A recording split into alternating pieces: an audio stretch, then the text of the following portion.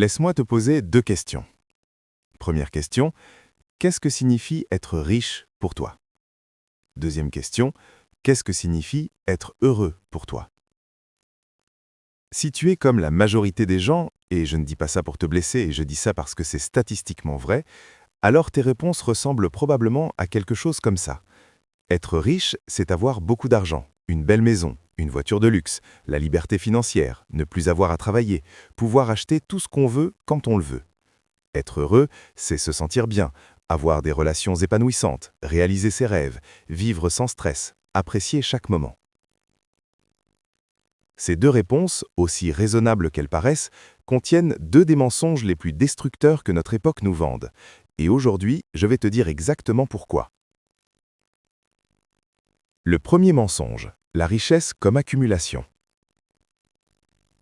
L'idée que la richesse est une question d'accumulation, d'avoir plus, de posséder plus, de gagner plus, est peut-être l'idée la plus répandue et la plus fausse de notre civilisation. Pas parce que l'argent n'a pas de valeur, il en a. Pas parce que la sécurité financière n'est pas importante, elle l'est, profondément. Mais parce que la relation entre argent et richesse réelle est beaucoup plus complexe et beaucoup plus contre-intuitive que ce qu'on t'a enseigné. Voici quelques faits que peu de gens connaissent vraiment. Les recherches en psychologie du bonheur, notamment les travaux de Daniel Kahneman et de l'Université de Princeton, ont établi qu'au-delà d'un certain seuil de revenus suffisant pour couvrir ses besoins et avoir un sentiment de sécurité, l'augmentation de revenus n'augmente pas de façon significative le bonheur ressenti au quotidien. En clair, passer de rien à suffisant change radicalement ta vie. Passer de suffisant à très riche ne change presque rien à ton bien-être quotidien réel. Et pourtant, et c'est là où ça devient intéressant, la quasi-totalité des gens qui ne sont pas dans le dénuement continuent de croire que s'ils avaient simplement un peu plus, ils seraient heureux. Ce phénomène s'appelle l'adaptation hédonique. Ton cerveau s'adapte à tout, rapidement. La nouvelle voiture devient la vieille voiture en quelques semaines. Le nouvel appartement devient ton appartement banal en quelques mois. L'augmentation de salaire devient ton salaire normal dans l'année. Et tu recommences à désirer plus, différent, ailleurs. C'est un tapis roulant, et sur un tapis roulant, peu importe la vitesse à laquelle tu cours, tu restes au même endroit. Sénèque avait nommé ce piège 2000 ans avant les neurosciences modernes, avec une clarté qui fait mal. Nusquam est qui ubique est. Celui qui est partout n'est nulle part, et dans ce contexte, celui qui désire tout ne possède rien. Parce que la possession véritable n'est pas une question de quantité, c'est une question de relation à ce qu'on a. Le deuxième mensonge, le bonheur comme état permanent. Le deuxième mensonge est encore plus insidieux que le premier. C'est l'idée que le bonheur est un état stable, continu, permanent, un état dans lequel on entre et dans lequel on reste, et que le but de la vie est de trouver cet état et de s'y installer. Cette définition du bonheur, le bonheur comme plateau de satisfaction permanente, sans douleur, sans difficulté, sans contrariété, n'est non seulement fausse, elle est dangereuse. Parce qu'elle fait de chaque moment difficile, chaque échec, chaque perte, chaque douleur, chaque incertitude, une preuve que tu n'as pas encore atteint le bonheur, que tu n'es pas encore là où tu devrais être, que quelque chose ne va pas chez toi ou dans ta vie. Et cette façon de voir transforme chaque épreuve normale de l'existence humaine en une défaillance personnelle. Épictète, qui avait vécu comme esclave dans des conditions que la plupart d'entre nous ne peuvent pas imaginer, enseignait quelque chose de radicalement différent. Il ne promettait pas le bonheur. Il enseignait la eudaimonia. Ce mot grec, souvent traduit par bonheur, ne signifie pas du tout la même chose que le bonheur au sens moderne. Eudaimonia signifie littéralement avoir un bon démon intérieur. Être en accord avec sa meilleure nature, vivre selon ses valeurs les plus profondes, agir bien, pas se sentir bien. La distinction est fondamentale. Se sentir bien est une expérience passagère, dépendante des circonstances extérieures, impossible à maintenir en permanence. Agir bien, vivre avec intégrité, courage, sagesse, justice, est une pratique qu'on peut cultiver indépendamment de ce qui arrive à l'extérieur. Et cette pratique, cette façon d'habiter sa vie avec conscience et vertu, produit quelque chose de plus solide que le bonheur.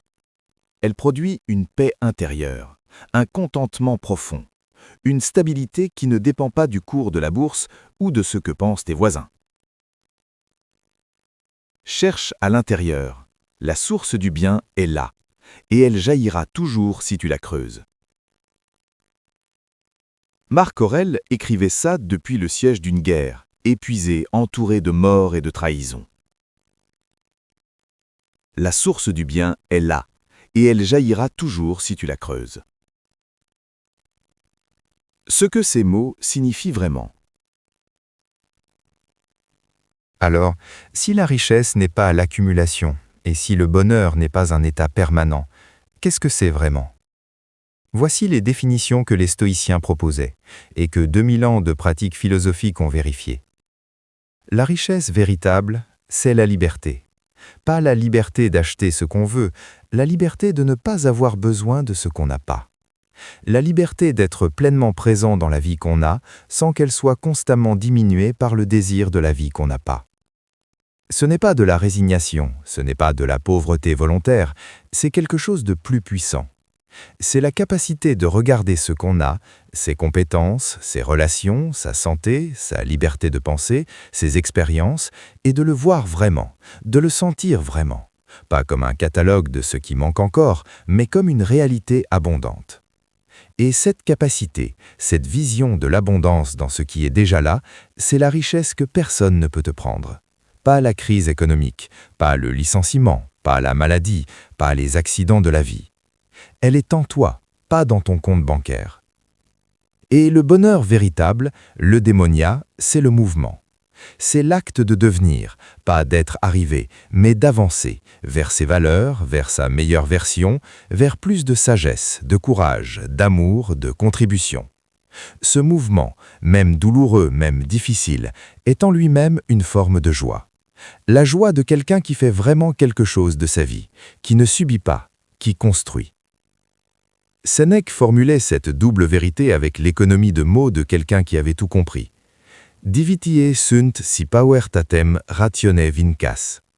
Tu es riche si tu triomphes de la pauvreté par la raison.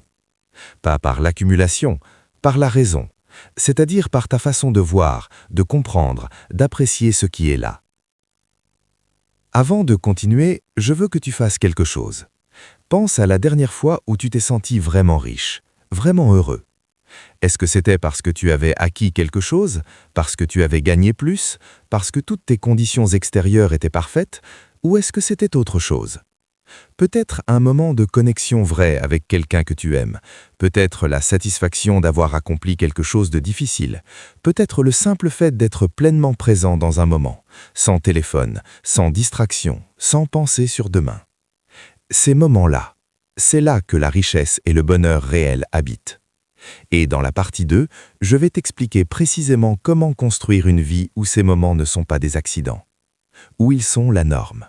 Il y a une phrase de Sénèque que j'ai mis des années à vraiment comprendre. Pas à lire, pas à mémoriser, à comprendre dans mes tripes. Non refert quam multus librus habeas, sed quam bonus. Peu importe combien de livres tu possèdes, ce qui compte, c'est leur qualité. Il ne parlait pas des livres, il parlait de ta vie, de tes expériences, de tes relations, de tes accomplissements, de tes désirs. Peu importe combien, ce qui compte, c'est la qualité. Peu importe combien d'argent tu gagnes, ce qui compte, c'est ce que tu en fais, ce qu'il te permet d'être, ce qu'il te permet de donner. Peu importe combien de gens tu connais, ce qui compte, c'est la profondeur des connexions que tu construis. Peu importe combien d'expériences tu accumules, ce qui compte, c'est ta présence dans chacune d'elles. Peu importe combien d'années tu vis, ce qui compte, c'est l'intensité avec laquelle tu les habites. C'est ça la philosophie stoïcienne de la richesse et du bonheur. Et elle se construit sur 4 piliers précis. Pilier 1, maîtriser ses désirs avant qu'ils te maîtrisent. Le premier pilier de la vraie richesse stoïcienne, c'est la maîtrise du désir, pas la suppression du désir. Les stoïciens n'enseignaient pas l'ascétisme extrême. Sénèque était l'un des hommes les plus riches de Rome. Marc Aurèle était l'empereur. Il n'était pas contre la richesse matérielle, mais il faisait une distinction fondamentale, une distinction que très peu de gens font dans leur vie. La différence entre désirer ce qu'on a déjà et désirer ce qu'on n'a pas. Ce n'est pas une distinction sémantique, c'est une différence radicale d'état mental. Désirer ce qu'on n'a pas, c'est l'état de défaut de la plupart des gens. Et c'est un état de manque permanent. Peu importe ce qu'on acquiert, il y a toujours quelque chose qu'on n'a pas encore, quelque chose de mieux, quelque chose de plus. Désirer ce qu'on a déjà, c'est un état d'abondance, c'est regarder sa vie telle qu'elle est et la vouloir, vraiment, pas par résignation, mais par un acte délibéré d'appréciation. Les stoïciens avaient une pratique précise pour cultiver cet état. La méditatio, non pas la méditation au sens moderne, mais une contemplation délibérée. Chaque matin ou chaque soir, prendre quelques minutes pour visualiser la perte de ce qu'on a, sa santé, ses relations, sa liberté, son travail. Pas pour se déprimer, mais pour réactiver la conscience de leur valeur. Parce que l'être humain a tendance à ne pas voir la valeur de ce qu'il a jusqu'au moment où il risque de le perdre. La pratique stoïcienne inverse ce processus. Elle te fait voir la valeur avant la perte. Et dans cet état, dans cette conscience aiguë de la valeur de ce qui est déjà là, quelque chose d'extraordinaire se produit. Tu es riche, maintenant, avec ce que tu as. Épictète formulait ce premier pilier avec une franchise qui ne laisse aucun espace au doute. Ne cherche pas que les choses arrivent comme tu veux, veuille plutôt que les choses arrivent comme elles arrivent et tu seras heureux. Pilier 2, investir dans ce qui dure vraiment. Le deuxième est peut-être le plus contre-culturel, dans un monde qui valorise le spectaculaire, le visible, le quantifiable. Les stoïciens enseignaient d'investir en priorité dans ce qui est invisible et non quantifiable, mais qui produit les returns les plus durables. La sagesse, le caractère, les relations profondes, la santé, la liberté de penser, pas à la place de l'argent, avec l'argent, pas au détriment du succès matériel, en parallèle du succès matériel. Parce que voici ce que l'histoire nous enseigne avec une régularité désarmante. Les gens qui ont réussi à être à la fois riches et heureux, vraiment les deux, pas l'un au détriment de l'autre, ne sont pas ceux qui ont maximisé leurs revenus, ce sont ceux qui ont maximisé la qualité de leur vie intérieure tout en construisant leur succès extérieur. Ils ont investi du temps et de l'énergie dans leur développement personnel. Pas comme un hobby ou un luxe, mais comme une nécessité fondamentale. Ils ont cultivé des relations d'une profondeur réelle. Ils ont développé une conscience de soi suffisamment solide pour ne pas être ballottés par chaque changement de fortune. Marc Aurèle, qui avait tout ce que le monde peut offrir de matériel et qui choisissait chaque soir d'investir dans ses pensées plutôt que dans les distractions de la cour impériale, écrivait « Très peu de choses sont nécessaires pour vivre heureux. Elles sont en toi-même, dans ta façon de penser. Très peu de choses. En toi-même. » L'investissement le plus rentable de ta vie n'est pas en bourse. Il n'est pas dans l'immobilier. Il est dans la qualité de ton esprit, de ton caractère, de tes relations. Ces actifs-là, contrairement aux actifs financiers, ne peuvent pas être dévalués par une crise. Ils ne peuvent pas être volés. Ils ne se déprécient pas avec le temps. Ils s'apprécient.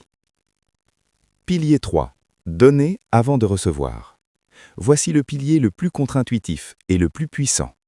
Les stoïciens enseignaient que la vraie richesse et le vrai bonheur ne se construisent pas par accumulation, mais par contribution. Ce n'est pas une morale creuse, ce n'est pas un appel à la charité au sens condescendant du terme, c'est une observation empirique sur ce qui produit réellement le sentiment de richesse et de bonheur durable. Les recherches en psychologie positive confirment ce que les stoïciens savaient depuis l'Antiquité. Les personnes qui orientent une partie significative de leur énergie vers la contribution, aider les autres, créer de la valeur pour leur communauté, transmettre ce qu'elles savent, rapportent des niveaux de satisfaction et de bien-être systématiquement plus élevés que ceux qui ne le font pas, même à niveau de revenus équivalent, même à conditions de vie équivalentes. Pourquoi? Parce que la contribution crée du sens, et le sens, le sentiment que ta vie a une importance au-delà de toi-même, est l'un des besoins humains les plus fondamentaux, et l'un des moins satisfaits dans notre époque individualiste. Sénèque l'exprimait dans une formule qui est devenue l'une des plus citées de la philosophie stoïcienne. Dum inter homines sumus, collamus humanitatem. Tant que nous sommes parmi les hommes, cultivons l'humanité. Pas parce que c'est vertueux au sens abstrait, mais parce que c'est précisément cette cultivation, cette façon de contribuer, de donner, de nourrir ce qui nous entoure, qui produit en retour le sentiment le plus solide d'être riche et heureux. La contribution n'est pas le sacrifice de la richesse au profit du bonheur, c'est le chemin vers les deux simultanément. Pilier 4. Vivre maintenant, pas plus tard. Le 4e pilier est peut-être le plus urgent à entendre.